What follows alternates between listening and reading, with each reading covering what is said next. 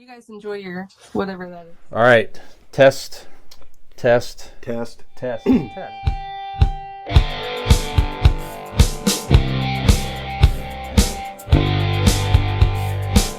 Teaser trailer came out today, Dean. The Penguin. I don't know if you've seen the Penguin teaser. I saw some pictures. I have yet to see the actual trailer. Mm-hmm. So this is Colin Farrell coming back and reprising his version of the Penguin from the Batman movie. There's a sequel coming out in 2026, I believe it is. Okay. So this movie picks up where the Batman left off. Man, I tell you what, man, the makeup here is just when you see Colin Farrell made up as the Penguin, it just really continues to be amazing makeup work and solid acting by him too. You would never know it was him. So it looks like a gangster type, movie where he's trying to rise to power, something like that. So, but it looks good. It looks good. Okay. You don't need. I mean, we'll see. I shouldn't say you don't need. This will be interesting to see because certainly the other products have tried to make movies without the main hero. So certainly we've had like the Sony movies, as we know, try to make movies with the Spider-Man villains, and Spider-Man is not in the movies, which some people like, and I could not care less. And certainly this is a movie that's not. It's the same universe as the Batman, but the Batman is not. It's not the focus.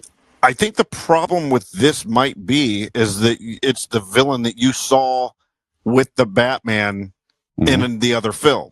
So now you're going to give us an extension of that universe and just not show Batman? I don't know. Maybe there's a quick cameo or something. You don't know. I don't know. It's risky. That's all I'm saying. I haven't seen the trailer, so I won't comment fully on it, but it's fucking risky. Yeah. It's failed so many times. Mm-hmm.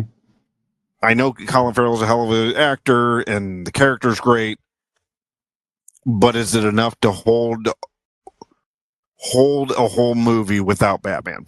We'll see. We'll see. So this will start on debuts on Max. It's a limited series in September. Well, that's the thing is that it may be like this incredible movies. Or you know what? I'm going to liken it to The Last Jedi. Okay. Mm-hmm. The Last Jedi. If you watch that and it wasn't about the Skywalker saga, it would have been a fantastic movie. But instead, you shit on it and the Skywalker saga in it and ruin it because of that. But if it would have been alone, beautiful cinematography, it was a fun story. If it was its own Star Wars movie, a standalone, it would have been great. Mm-hmm. But you have that stigma, you have that Skywalker hanging over you. With this, it may look amazing and great acting, but you have that stigma of we know it's Batman. Well, but you don't have to really tie it too much. He's just a criminal that exists in that. That's it. But he's already fought Batman.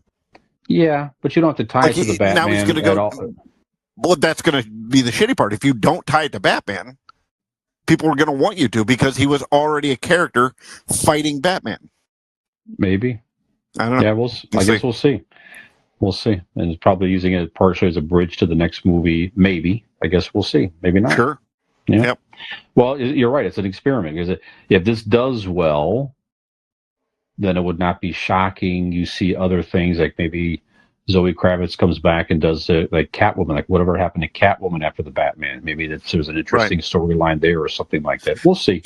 Even Catwoman might work because she left the city. Like if you picked up that character in Los Angeles, fine, let's do that. But if you put her in Gotham where Batman should be next door, it's and in the same friend zone, you know what I mean? Like it's in the same group Batman would be fighting. So we'll see. Yeah. I'm talking myself into hating this project, so let's go ahead and move on. Yeah. I haven't even seen the trailer. We're familiar with being in the friend zone ourselves, by the way. Oh, yeah. I spent the majority of my life.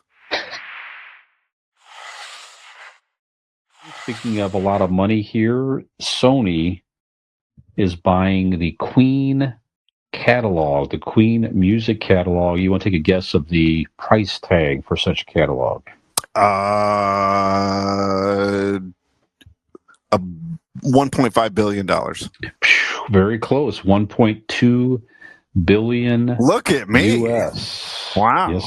Yes, indeed. So one of the most popular music catalogs there is. So, and good for Queen.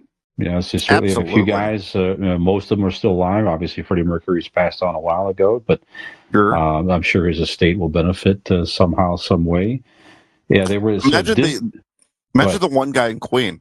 I just read the story that the one band member that chose not to go on after Freddie Mercury died, and he just gets the royalties. Like he said, "All right, you guys do what you want." He goes, "Big decisions, you have to consult me, but other than that, just go do what you want. Send me my checks," and they do. And at this point, he doesn't. At this point, he just kind of goes. Sometimes he doesn't even answer the phone, so he just sits there and collects money. So, what a payday for this guy! Doesn't even have to do anything for the past 30 years. Yep, it's a good gig if you can get it. That's good. You got that right. Yeah, one day we hope to sell our catalog also to Sony Music for $1.2 $100. Nope, just $1.2. Sony, $1.20. Bring it.